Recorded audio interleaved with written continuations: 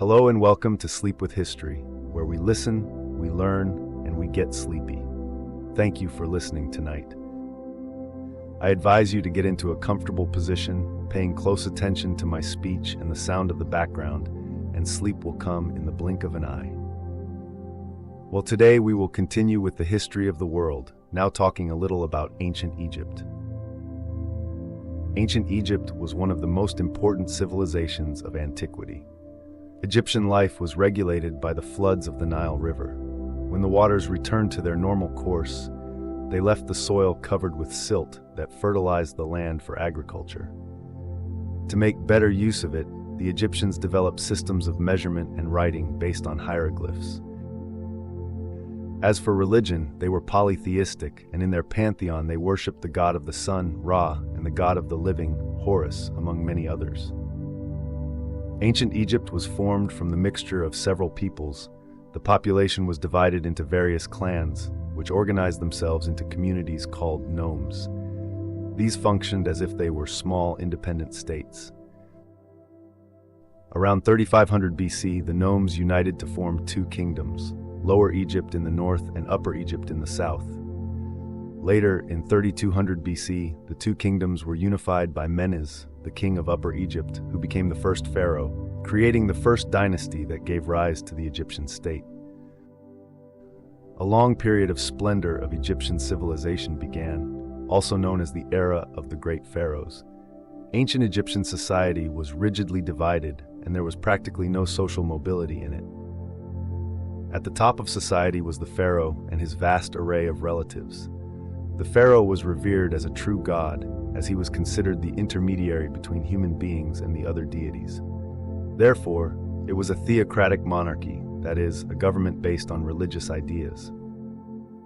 Below the pharaoh and his family came the privileged classes such as priests, nobles, and officials. At the base of Egyptian social pyramid were the non-privileged, who were artisans, peasants, slaves, and soldiers. The priests, along with the nobles, formed the royal court. Both the nobility and the priesthood were hereditary, composing the military and landowning elite. The scribes served the state to plan, supervise, and control the economy. Therefore, they knew how to read and write, and it was they who recorded the pharaoh's deeds during his reign. These texts would be placed in their tombs when they died. On the other hand, the army was made up of young men who were called up in times of war and foreign mercenary soldiers hired by the state. As for the artisans, they were wage workers who practiced different trades such as stonecutters, carpenters, jewelers, etc. The peasants made up the majority of the population, worked in agriculture, animal husbandry, and had to pay high taxes. In Egyptian society, women held a prestigious position. They could hold any political, economic, or social function on equal terms with men of their social category. This even meant that they could be pharaohs, as was the case with Cleopatra.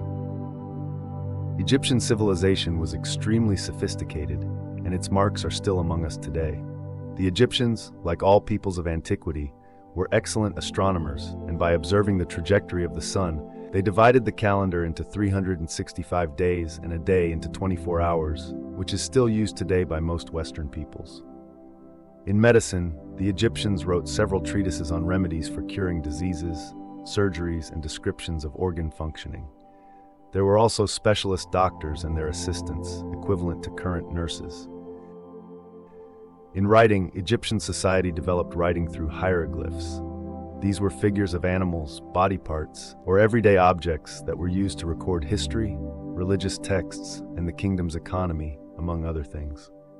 The main art developed in ancient Egypt was architecture. Deeply marked by religiosity, the constructions were mainly focused on the building of large temples, such as Karnak, Luxor, Abu Simbel, and the famous pyramids of Giza, which served as tombs for the pharaohs, among which the pyramids of Khufu, Khafre, and Menkaure stand out.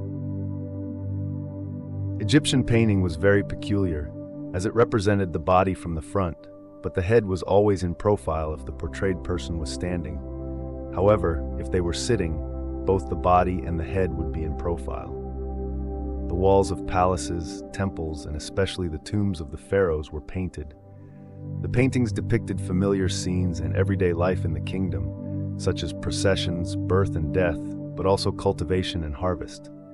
Today, the paintings allow us to reconstruct the daily life of the Egyptians. Egyptian sculpture of large size portrayed sphinxes, fantastic creatures, gods, and pharaohs. Small-sized works such as stone or wooden sarcophagi deserve attention, in which craftsmen sought to reproduce the features of the deceased to help the soul find the body. Some even went so far as to insert crystal pupils into the eyes. The Nile River was responsible for driving the economy, as after the floods, when the land was fertile, wheat, barley, fruits, vegetables, flax, papyrus, and cotton were planted. Similarly, the Nile was used for fishing and ensured political unity in ancient Egypt because it was a route used to communicate the 2 points of the territory. To better take advantage of the land's yield, the Egyptians developed measurement and counting systems. After all, taxes were paid according to the size of the cultivated area, and it was necessary to accurately record the quantities charged. The land belonged to the pharaoh, and the peasants were obliged to give part of their products to the state in exchange for the right to cultivate the soil. However, the construction of dikes, reservoirs, and irrigation canals was the task of the state, which employed both free and slave labor to do so. Well, what we had to talk about today is that. Now, close your eyes, get into a comfortable position, and focus on the sound that sleep will come soon. Good night.